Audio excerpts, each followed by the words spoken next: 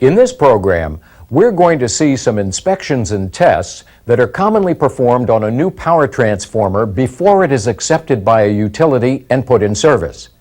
Since most power transformers are shipped by rail, we'll see what's done to a transformer while it is still on a rail car.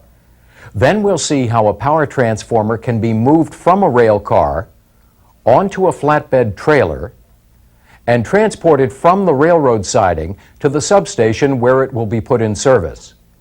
After that, we'll see some examples of tests that are commonly performed on a power transformer after it arrives on site.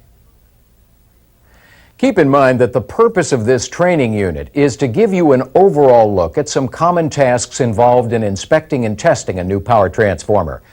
It's beyond the scope of this unit to show every inspection and test that could be made, or to show every detail of each test that is demonstrated.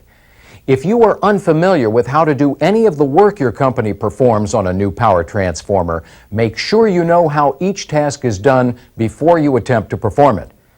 Let's get started by making sure we're clear about what we mean when we say new power transformer.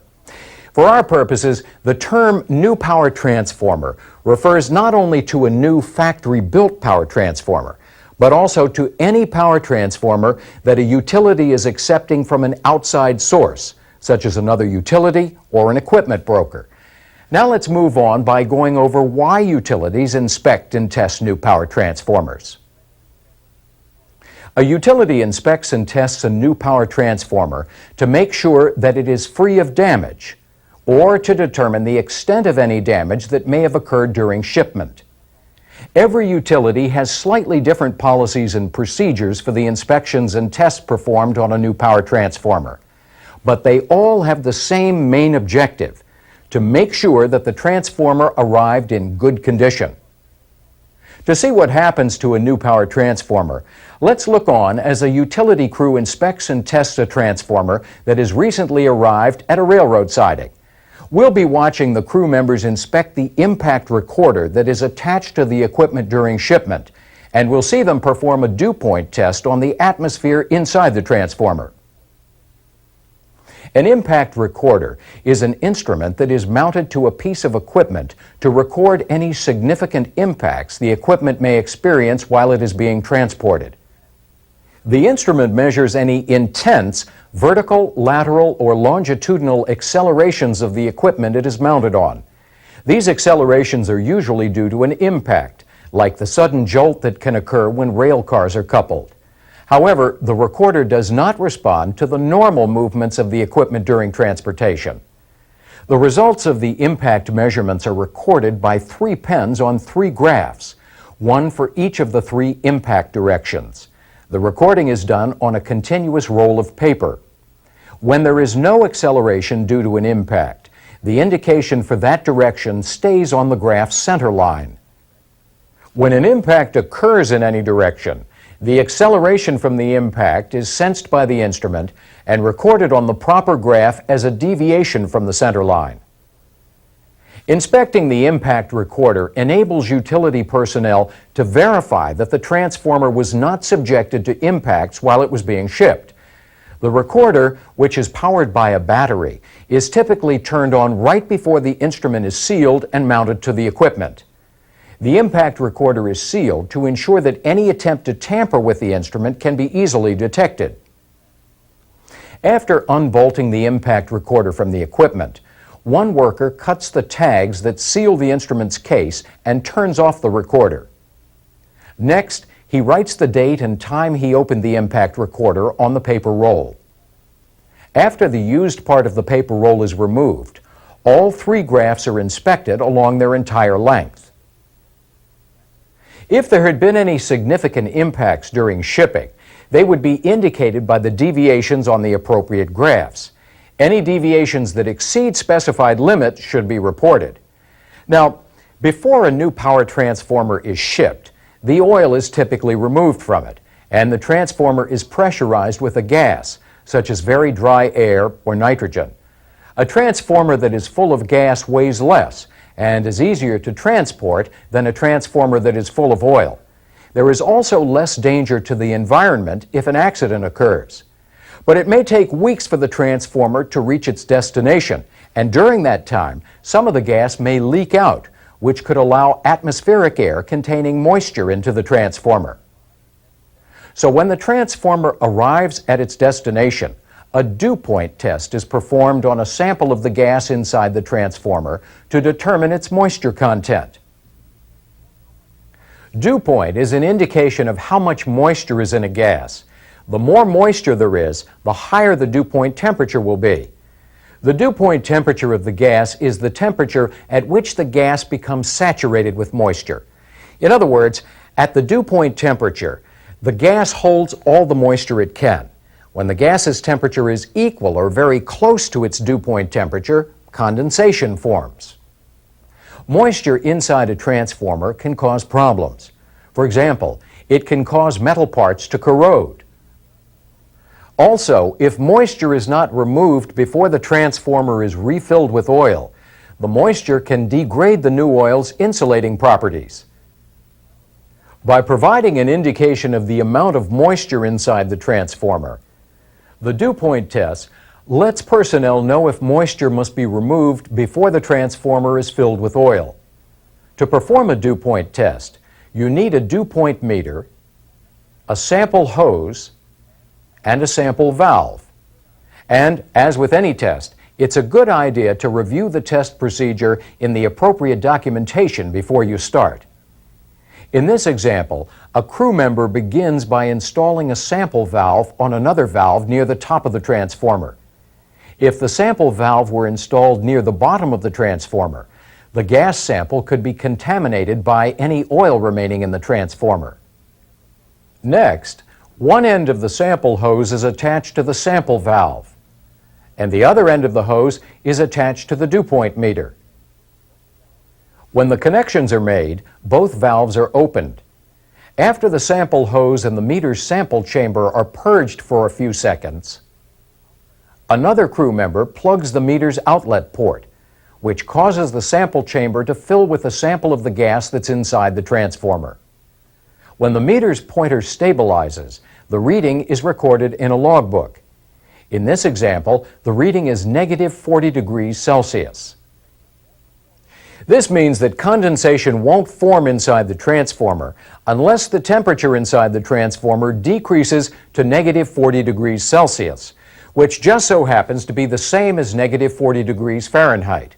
In other words, the gas inside this transformer is very dry, and that's good. Well, in this segment, we saw two examples of the type of work that's typically done on a new power transformer. For now, read the material in your text concerning on-car inspections and tests. When we come back, we'll watch as a transformer is moved from a rail car onto a flatbed trailer and then transported from the railroad siding to the substation.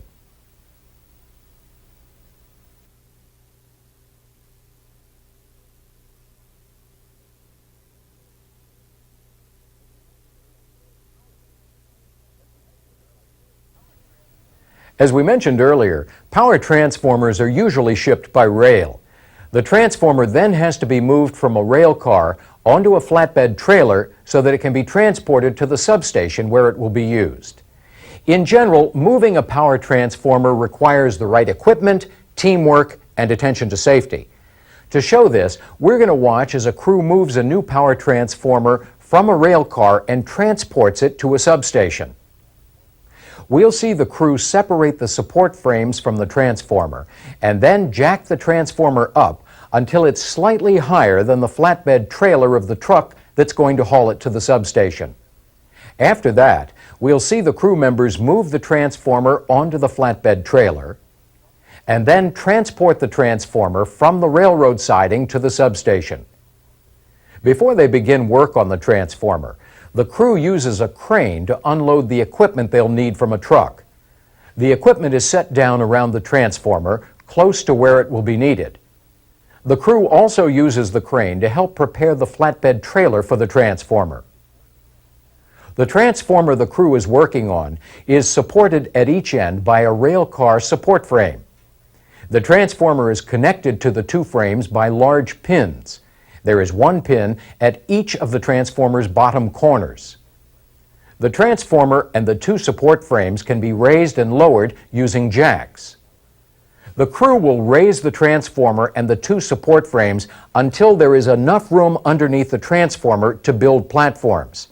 Then, after they lower the transformer onto the platforms, they will be able to separate the frames from the transformer. Let's see how this is done. After raising the transformer and the support frames, some of the crew members start building the platforms by laying down plywood bases. There will be one platform at each corner of the transformer. While the crew works, they make measurements to be sure the platforms will be placed correctly. After the initial layer of each platform has been built under the transformer, the railcar jacks are lowered so that the transformer rests on the platforms. After all of the connecting pins have been removed, the crew uses the crane to pull one frame away from the transformer. Then they pull the other frame away from the transformer. They leave plenty of room to work around the transformer after the frames have been moved away. Later, the railcar support frames will be connected together and sent back to their owner. Now that the two support frames have been separated from the transformer, the crew needs to raise the transformer up to the height of the trailer that it will be transported on. To accomplish this, the crew has to build up the platforms. To create space under the transformer so that timbers can be added to the platforms, the crew will use a portable hydraulic jack at each corner of the transformer. The crew will use hydraulic pumps to supply power to the jacks. Each pump can power two jacks, so there is one pump at each end of the transformer. Once the jacks are in place, one crew member cleans the hydraulic hose connections. Next, he connects the hoses from the hydraulic pumps to the jacks and tightens the connections. Then the transformer is jacked up high enough to insert two steel beams between the bottom of the transformer and the tops of the platforms. The beams are chained to the transformer so that they will be jacked up with the transformer as it is raised.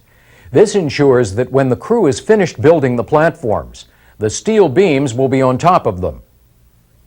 An important thing to remember when you're raising or lowering a transformer is to make sure that it remains level.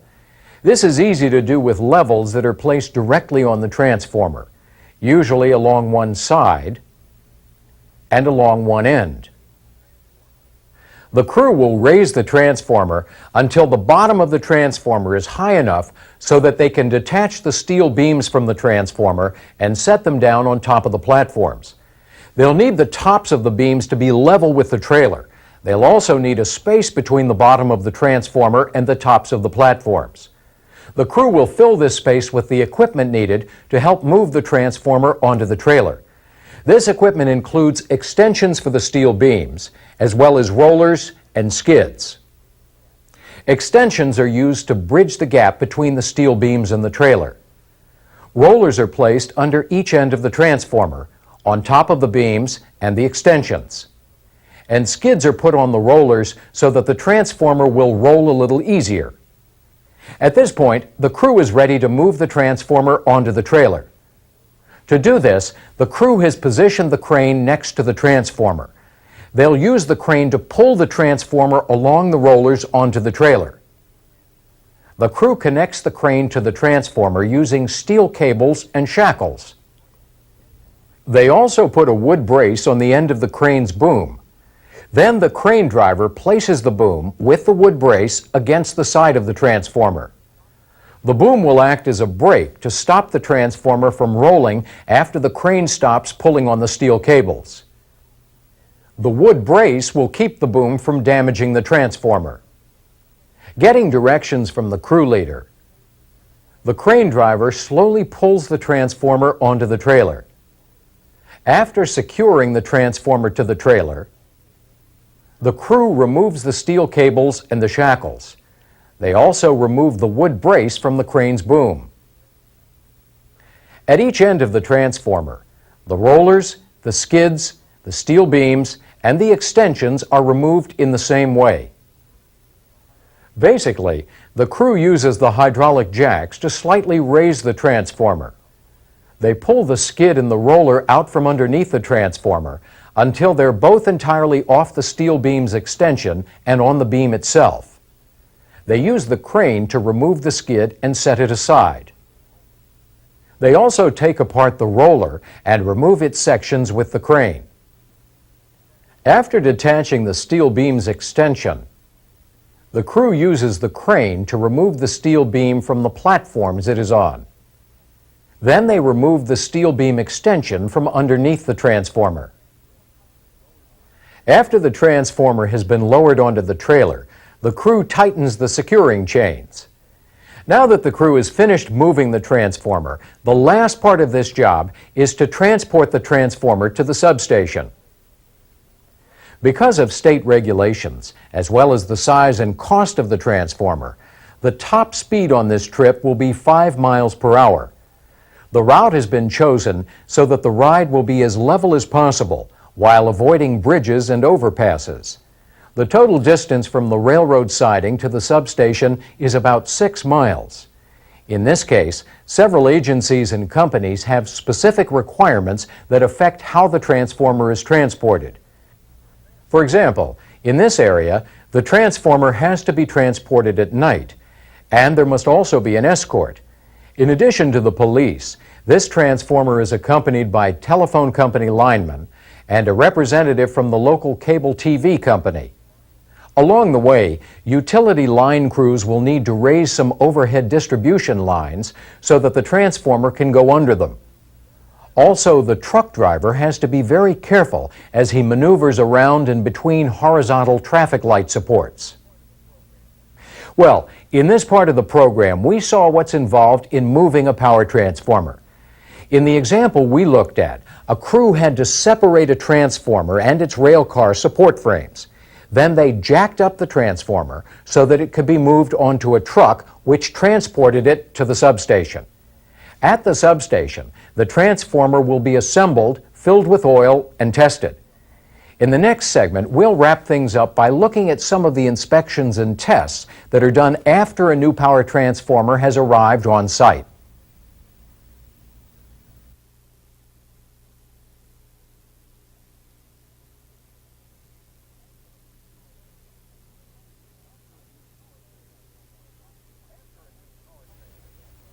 After a new power transformer arrives on site, many items have to be inspected.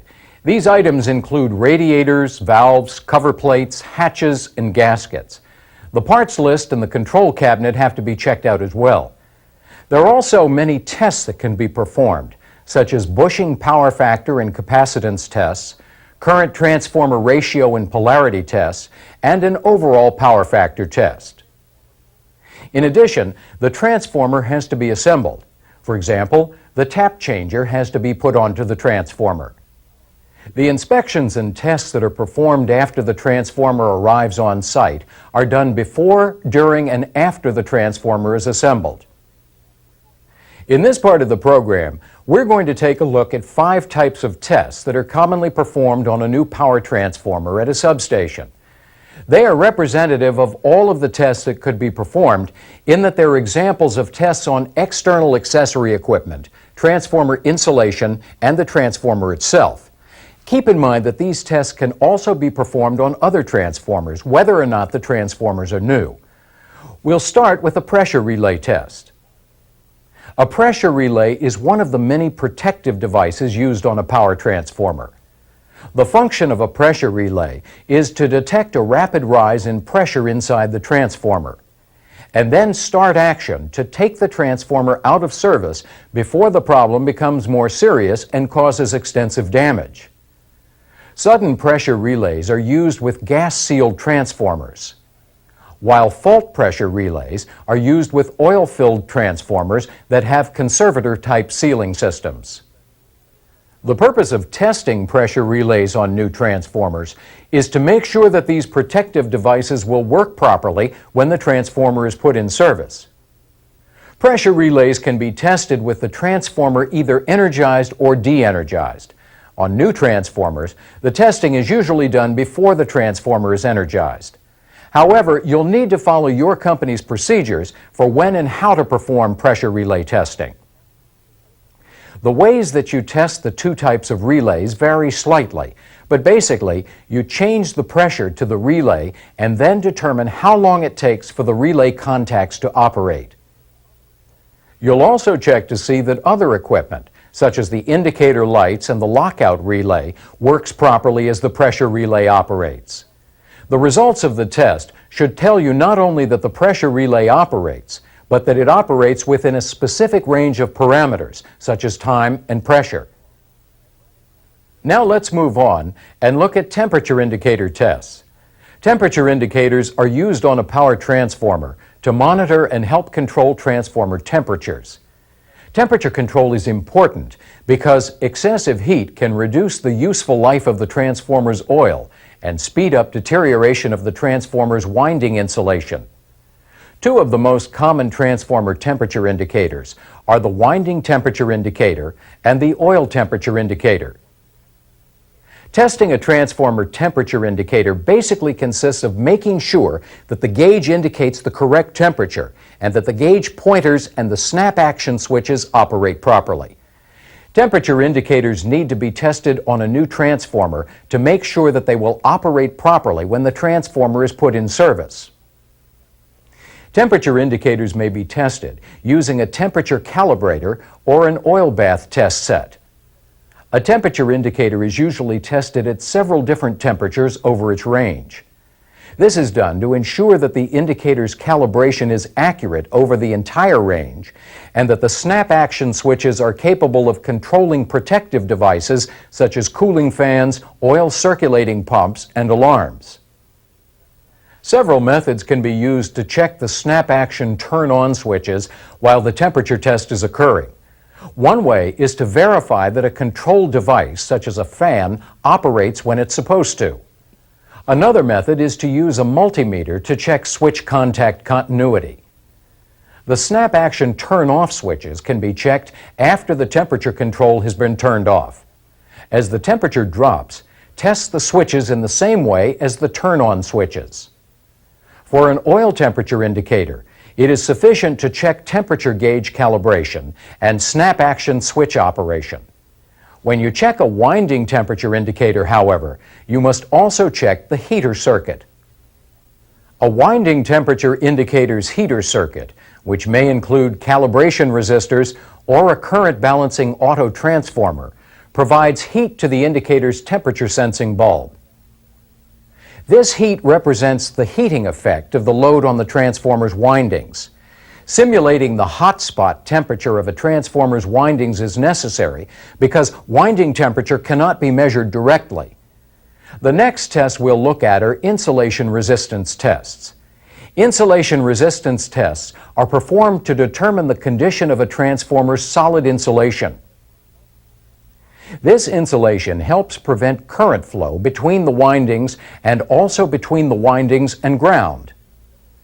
A measure of the insulation's ability to prevent this current flow is the resistance it provides between the windings and between the windings and ground. On a new transformer, insulation resistance is tested to establish a reference point to which future test results can be compared. Also, the tests are run to see if the insulation will have an acceptable resistance value when the transformer is put in service. Since temperature affects resistance readings, it's important to note the transformer's temperature before beginning the tests. In order to make meaningful comparisons of resistance readings for the same device at different temperatures, the resistances are corrected to a common base temperature, which is 20 degrees Celsius. Insulation resistance tests are commonly performed using a meg ohm meter. It's important to check the meg ohm meter thoroughly before using it. A meg ohm meter can generate extremely high voltages. If the instrument is not operating properly, equipment can be damaged and personnel can be injured. To test a polyphase power transformer, short all of the high voltage windings together so that they can be treated as a single winding. Also, short all of the low voltage windings together so that they too can be treated as a single winding. To perform the tests, make the appropriate connections and operate the meg ohm meter. Insulation resistance tests can be conducted between the high voltage winding and ground, between the low voltage winding and ground, between the high voltage winding and the low voltage winding, and between the core and ground. After you finish the tests, be sure to discharge the transformer according to your company's policies and procedures. Compare your readings to a chart of minimum acceptable values for the voltage level and temperature at which the tests were performed. Unacceptable resistance values could indicate a short or the presence of moisture in the insulation. Now let's look at oil tests. Most power transformers contain oil. Oil tests are tests that are performed on samples of oil from a transformer, from an oil truck, or from oil barrels. Tests are run on the oil that is put into a new power transformer to determine the condition of the oil. One of the most important parts of any oil test is taking the oil sample. The key to getting good oil samples is using clean, dry sample containers and proper sampling techniques. There are several things to keep in mind when you take an oil sample. For example, to protect against moisture, sampling should take place during relatively dry weather. Also, make sure that the oil in the container are at least as warm as the surrounding air, so that condensation does not form in the sample container. To protect against contamination, make sure that the sampling valve and the area around it are clean and dry. Be sure to let out enough bottom oil to flush contaminants from the bottom of the tank before you take a sample. Finally, when you take oil samples, a good housekeeping precaution is to use absorbent cloths and a drip pan under the sample valve to catch any oil that might drip from the valve during sampling.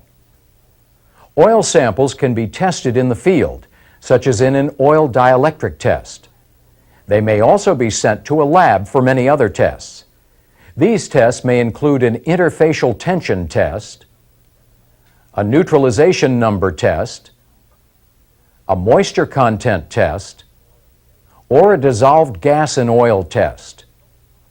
To help ensure that the results of these tests are accurate, it's important for you to get samples that are representative of the oil that's being tested. The last test we'll look at is a turns ratio test. The purpose of a turns ratio test is to determine if a transformer is capable of providing the desired ratio of primary to secondary voltage. This is done by examining the condition of the transformer's windings using a turns ratio test set. A turns ratio test can detect some winding problems while they're still minor. One condition that can cause a transformer's turns ratio to be off-spec is short-circuited windings. In a new transformer, windings can become shorted during manufacture or during shipment.